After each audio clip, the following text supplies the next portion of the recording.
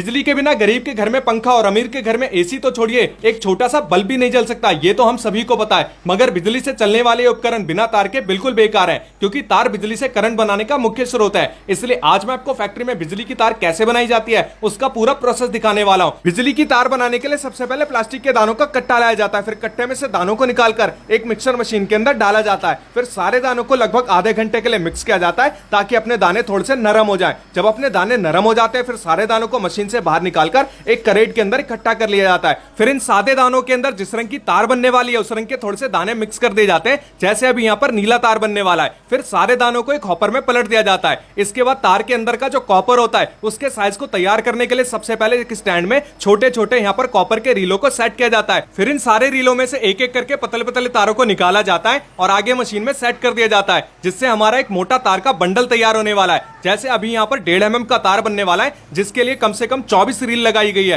तो ये देख सकते हैं मशीन में इस तरीके से सारी पतली पतली जो रीलें होती हैं वो आगे बढ़ती रहती हैं, जिससे हमारा एक मोटा पूरा बंडल बनके तैयार हो जाता है। जब अपना बंडल बनके तैयार हो जाता है इसे मशीन से बाहर निकाला जाता है। फिर इस बंडल को उठा के एक दूसरे वाले स्टैंड में सेट किया जाता है। इसके बाद यहाँ से तार बनाने का जो मेन प्रोसेस है वो भी स्टार्ट हो जाता है, जिसके लिए भैया ने तार के बंडल में से तार को निकाला है और इसको तार बनाने वाली मशीन के डाई में सेट कर दिया है। जिस भी साइज की तार बनने वाली होती है उसी साइज का यहाँ पर डाई भी सेट किया जाता है और इसको हॉपर वाली मशीन के साथ जोड़ दिया गया है। फिर इसके नीचे हीट लगा दिया जाता है। अब इस कॉपर के तार को एक पुराने वाले तार के साथ जोड़ा जाएगा, बांधा जाएगा, ताकि इस कॉपर के तार को आगे खींचने में मदद मिले। फिर डाई को अच्छी तरीके से हॉपर वाली मशीन के साथ जोड़ दिया जाता है। मशीन का सारा सेटअप होने के बाद कॉपर के ऊपर जो प्लास्टिक होता है उसको चढ़ाने के लिए सबसे पहले मशीन में से प्लास्टिक का एक वेस्ट निकलता है, जिसको तोड़ के अलग कर दिया जाता है। फिर प्लास्टिक का जो सही शेप होता है वो कॉपर के ऊपर इस तरीके से चढ़ने लगता है और पीछे से भी मशीन को चालू कर दिया जाता है, जहां से अपनी कॉपर की जो तार होती है वो इस तरीके से मशीन में आगे बढ़ती रहती है और प्लास्टिक के साथ मिक्स होकर तार का शेप लेती रहती है। अभी आपको लग रहा होगा कि तार के ऊपर जो ये नीली प्लास्टिक है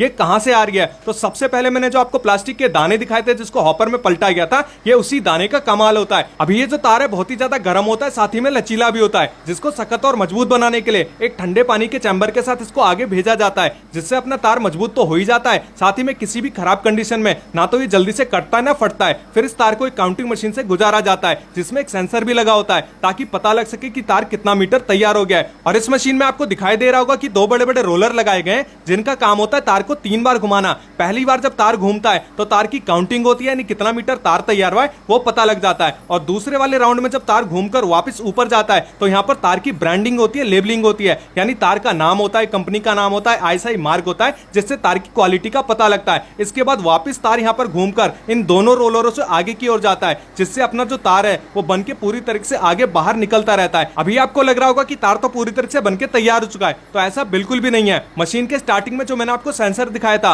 वो सेंसर मशीन में तय करता है कि कितने मीटर का यहाँ पर तार बन चुका है। उसके बाद मशीन में एक बजर बजता है, जिससे भैया को पता लग जाता है। फिर भैया आते हैं, फिर तार को काटकर अलग कर देते हैं। फिर जितना भी अपना तार तैयार होता है इसका बंडल तैयार करने के लिए भैया इसको बंडल वाले डिपार्टमेंट में भेज देते हैं, जहां से इसका बंडल तैयार होने वाला है। और जितना भी मैंने आपको प्रोसेस दिखाया था ये प्रोसेस सबसे ज्यादा आसान होता है, यानी इसमें कुछ नहीं करना, सिर्फ तार का बंडल तैयार करना है। मशीन के अंदर इसको लगा दो और तार अपने आप बंडल बनके तैयार हो जाता है। 90 मीटर का यहाँ पर एक बंडल तैयार किया जाता है और जब बंडल तैयार हो जाता है इसके ऊपर लेबलिंग की जाती है, ब्रांडिंग की जाती है और 4 हिस्सों में इसको बांध दिया जाता है। इसके बाद मशीन से इसको बाहर निकाला जाता है। अब इसको पैकिंग वाले डिपार्टमेंट में आगे भेजा जाएगा। तो आज मैंने आपको दिखाई कि आपके घर में इस्तेमाल होने वाली बिजली की तार फैक्ट्री के अंदर कैसे तैयार की जाती है। तो अगर आपको वीडियो पसंद आई है तो वीडियो को लाइक करिए, कमेंट करिए और अपने दोस्तों के साथ जरूर से शेयर करिए। और ऐसी और वीडियो देखने के लिए हमारे चैनल को भी फॉलो कीजिए। Thank you.